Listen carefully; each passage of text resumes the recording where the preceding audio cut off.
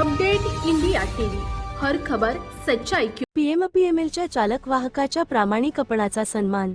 आपले कर्तव्य बजावत असताना कर्तव्याबरोबर आपण प्रामाणिक असणं हेही आजच्या स्वार्थी युगात खूप महत्त्वाचे आहे।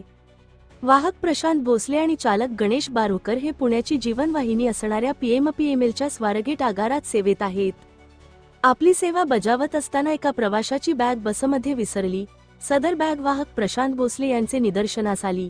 त्यांनी तात्काळ चालक गणेश बारोकर यांचेही सदर बॅग निदर्शनास आणून दिली। सदर बॅग उघडून पाहता त्यामध्ये असूस कंपनीचा महागडा लॅपटॉप आणि इतर काही मौल्यवान वस्तू आढळून आल्या। बॅगेतील लॅपटॉप आणि इतर मौल्यवान वस्तूंची खातरजमा करून व त्या प्रवाशाची ओळख पटली। नंतर सर्व मौल्यवान साहित्य सदर प्रवाशास प्रामाणिकपणे वाहक प्रशांत भोसले आणि चालक गणेश बारोकर यांनी परत केले। वाहक प्रशांत भोसले आणि चालक गणेश बारोकर यांच्या प्रामाणिकपणाची दखल घेऊन महाराष्ट्र पोलीस बॉयज संघटना व साप्ताहिक पोलीस तपास यांचे संयुक्त विद्यमाने या दोन्ही पीएमपीएमएलच्या प्रामाणिक कर्मचाऱ्यांचा यथोचित सन्मान। स्वारगेट आगारचे आगारप्रमुख शैलेश नाईक आणि ओ.एस. सुनील कांबळे यांच्या हस्ते सन्मानपत्र आणि तुळशीचे रोप देऊन मान्यवरांच्या उपस्थितीत करण्यात आला।